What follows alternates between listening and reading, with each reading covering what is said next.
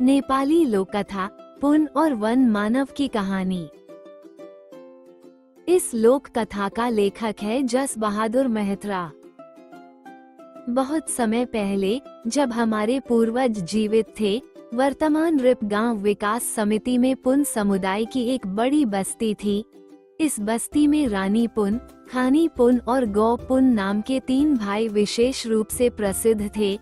इन तीनों में से रानी पुन मांसाहारी था और जब उसे बहुत भूख लगती थी तो वह गाय का मांस भी खा लेता था। एक बार वह बीमार पड़ गया और बहुत कमजोर हो गया। हालांकि घर में बहुत सारे काम होने के कारण उसे ही गाय चराने के लिए जंगल भेज दिया गया। वह गायों को चराने के लिए भुगाड़े के जंगल में ले गया। दोपहर का समय था, सूरज तेज चमक रहा था। गायें हरी घास पर आनंद से चर रही थीं। अचानक वहां एक भयानक वन मानव आ गया और उसने रानी पुन को पकड़कर अपनी गुफा में ले गया। वह गुफा घने जंगल के बीच और एक डरावनी चट्टान के पास थी। गुफा में पहुंचने के बाद वन मानव ने सोचा कि वह रानी पुन को मारकर खा जाएगा।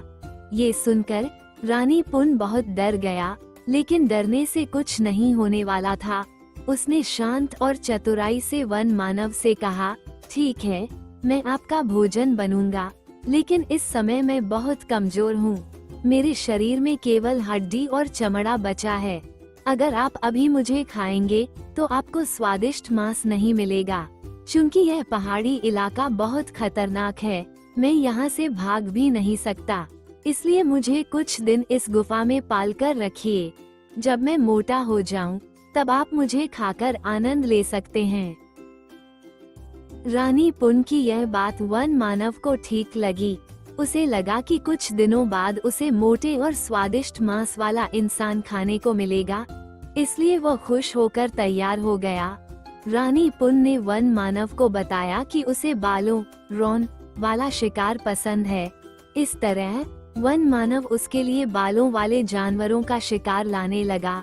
रानी पुन हर दिन मांस खाकर मोटा होने लगा और छुपकर जानवरों के बालों से एक मजबूत रस्सी बुनने लगा। जब भी वन मानव बाहर शिकार के लिए जाता, वह रस्सी तैयार करने में लग जाता।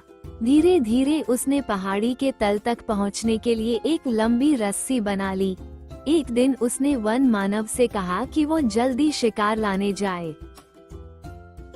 जैसे ही वन मानव शिकार के लिए गुफा से बाहर गया, रानी पुन ने अपनी बनाई हुई रस्सी को गुफा के एक कील में मजबूती से बांधा और धीरे धीरे पहाड़ी के नीचे उतरने लगा। जब वह नीचे उतर रहा था, तभी वन मानव गुफा में वापस आ गया और उसने देखा कि रानी पुन नीचे भाग रहा है। वह भी जल्दी जल्दी रस्सी पकड़कर उसके पीछे दौड़ने लगा। रानी पुन ने चालाकी दिखाई और गांव के पास पहुंचते ही उसने एक कुत्ते को खोल दिया। वह कुत्ता जोर जोर से भौंकने लगा। उसकी आवाज सुनकर बाकी गांव के कुत्ते भी भौंकने लगे। रानी पुन चिल्लाने लगा, वन मानव आया, वन मानव आया। गांव वालों ने जब ये सुना तो वे सभी अपने अपने कुत्तों को छोड़ने लगे। कुत्तों ने मिलकर वन मानव को चारों ओर से घेर लिया और उसे काट काट कर मार डाला। रानी पुन बड़ी चालाकी से वन मानव की कैद से भागकर अपने घर आ गया, लेकिन घर वालों ने सोचा था कि वह मर चुका है, इसलिए उन्होंने उसका अंतिम संस्कार भी कर दिया था। जब उसने अपनी आपबीती सुनाई तो परिवार ने उसे घर में रखने से इनकार कर दिया। उन्होंने कहा कि उसका थाली बर्तन तक दान में दे दिया गया है। ये सुनकर रानी पुन बहुत दुखी हो गया। उसने इतने कष्ट सहकर अपनी जान बचाई थी, लेकिन अब उसके अपने ही उसे अपनाने को तैयार नहीं थे। गहरे दुख में उसने वहीं दम तोड़ दिया। जब ये हुआ तब जाकर परिवार को पछतावा हुआ, लेकिन अब पछताने से क्या फायदा।